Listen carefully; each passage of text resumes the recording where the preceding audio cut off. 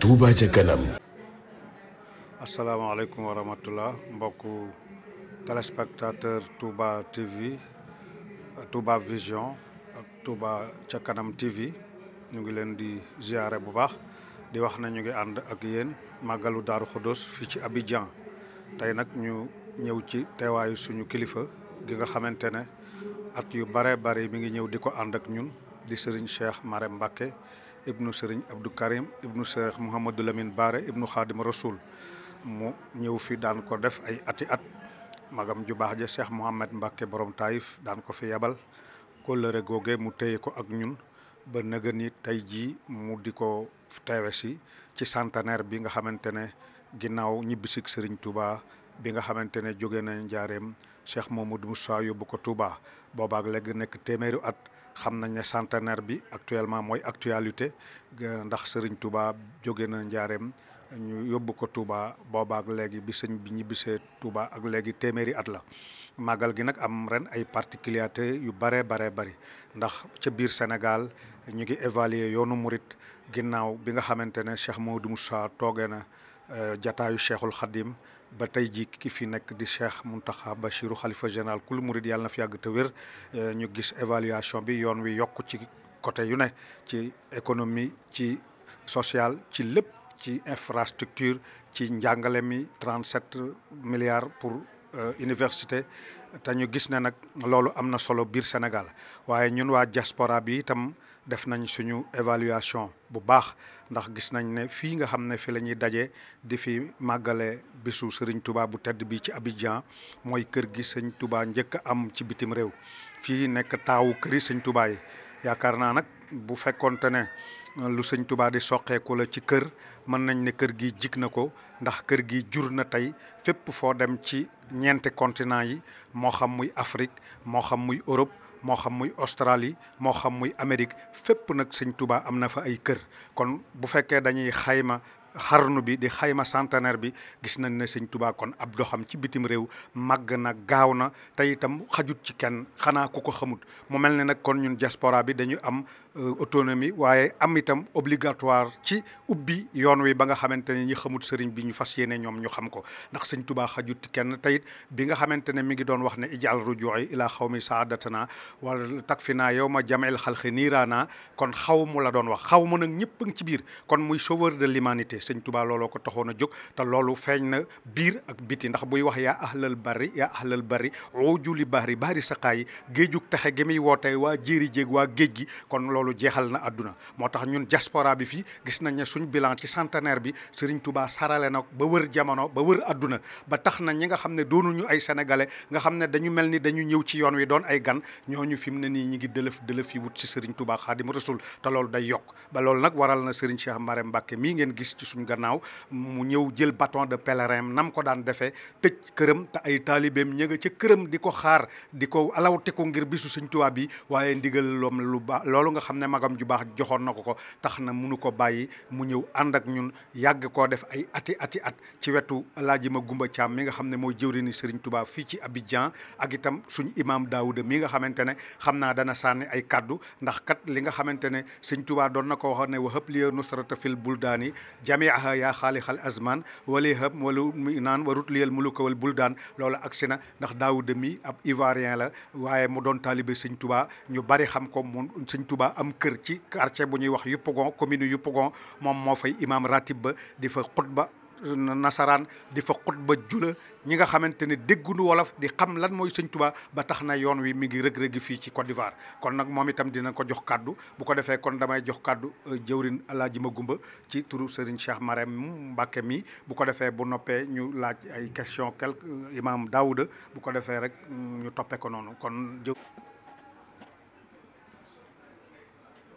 aouzu billahi mina sheytaani rajim bismillahi rahmaani rahim barki Cheikhul Khadim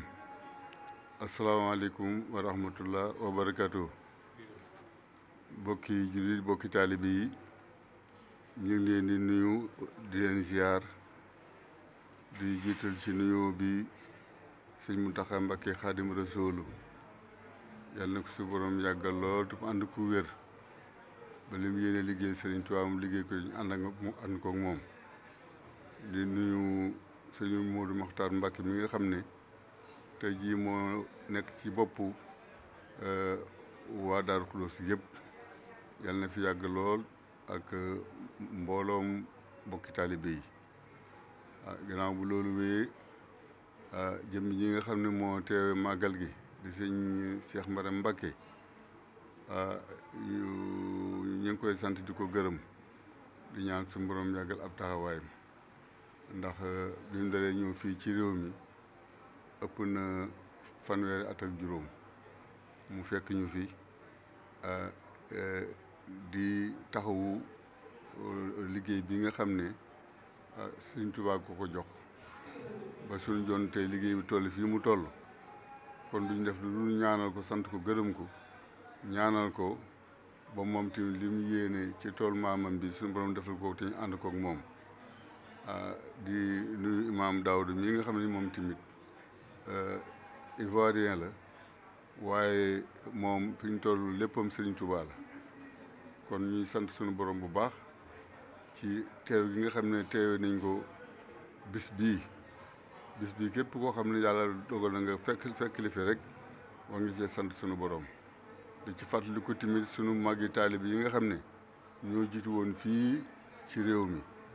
fekkoon fii muy ab gott ñu toj gott bi buddi reen yi lay suuf si bam nooy ndax kër gi 1945 47 la ko tubaab yi joxoon waa sunu mag yi fi jiitu woon bañ demee wax ko sëñ Fallu yabal fi Alaaji Baara mu ñuy ñëw léemu barab bii boobu léegi nag ku fi mësoon ñëw ci at yooyee ba ñëwaat fi léegi da nga xam ni li sëñ Moustapha Dieng doon wax léegi tubaarkàlla macha allah ndax fii mooy ndeyi kër yi ginnaaw Touba kër gi moo jiitu ci kër yëpp diaspora bii nga xam ne ñoo nekk Amérique Europe ñu ci bari de fii la ñu jaare jàll kon fii mooy dàtt bi ñoom ñi nga xam ne ñoo nekk Europe nag nañ xam ni fii lañ bàyyi ko woon fii la ñu tàmbalee ba jàllantu ci Italie ak fu diaspora bi nekk rek fii la fi tàmbale woon kon ñoom tamit ñu ngi leen di nuyu baax di leen siyaar di leen jaajëf bu baax a baax xam ne rek tamit ñoom tamit ñu ne ñoom benn lañu kon ñoom tamit ñoo ñu nekkal foofu ñu nekk leen fii kon Sëñ Tuubaa nag moo yaatu goo xam ne foofu waaye nekk rek na nga xam ne yaa ngi ci tollu Sëñ Tuubaa bi kon yàlla suñu borom dimbali ba ñun ñëpp ñu nekk ci la sëñ bi bëgg la sëñ bi bëggul yàlla buñ ci sëñ bi seen ñu ngi sant ñëpp di gërëm ñëpp di sant ñu nga xam ne ñooy waa sunu mbokk Daaru Xudoos yi nga xam ñoo nekk ñun fii ay ñay xari lañu ay jàmbaar lañu tey jii sëñ Cheikh Maram li nga xam ne moom mi ngi ko doon dox fii ci ñoom ñoom ñëpp tey ji ànd nañu nekk wenn say loolu la sëñ bi bëgg kon yàlla na ci yàlla saxal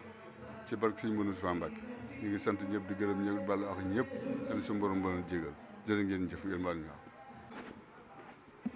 Donc on est devant Imam Daouda, le imam ratib de la mosquée Kër Serigne Touba de Yopougon. Donc Imam, tu sais que cette Magal aujourd'hui c'est centenaire de la disparition du Cheikh Ahmadou Bamba Khadim Rassoul. On est ici à Abidjan pour célébrer ça, mais on te pose la question, comment tu as vu le bilan du centenaire au niveau de la diaspora, bilan du mouridisme, bilan de Cheikh Ahmadou Bamba au niveau de la diaspora 100 ans après Cheikhoul Khadim? أعوذ بالله من الشيطان الرجيم بسم الله الرحمن الرحيم الحمد لله رب العالمين اللهم صل على سيدنا محمد وعلى آل سيدنا محمد وسلم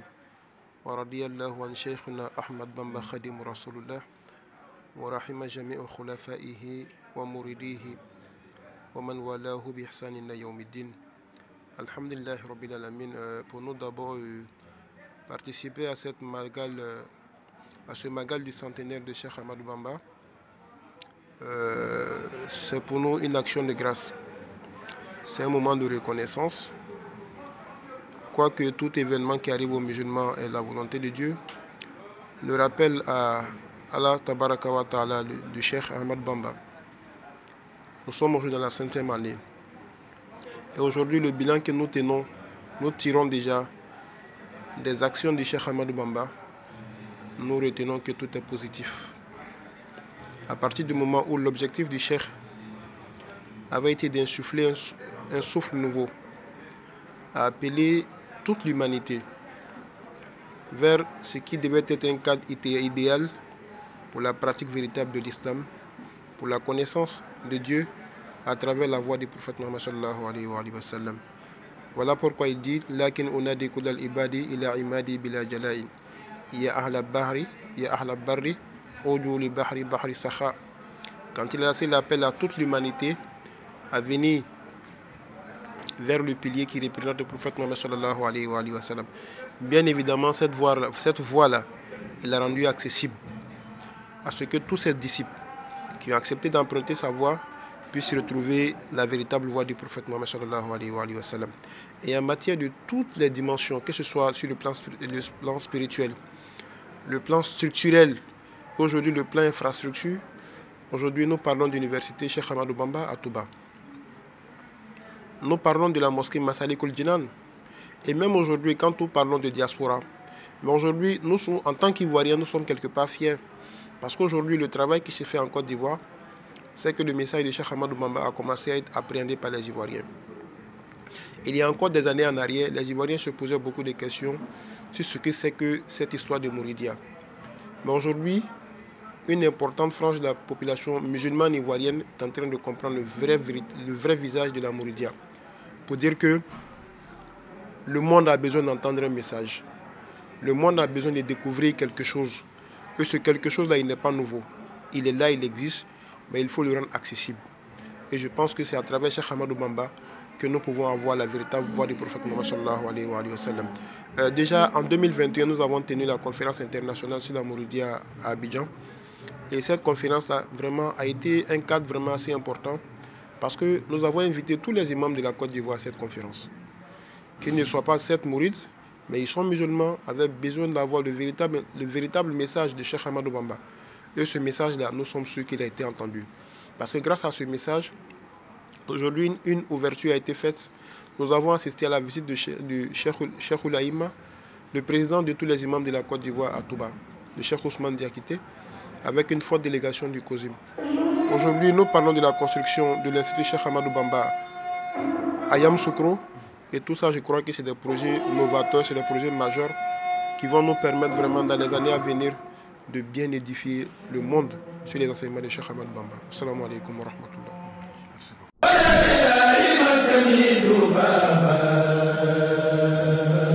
Touba ca kanam.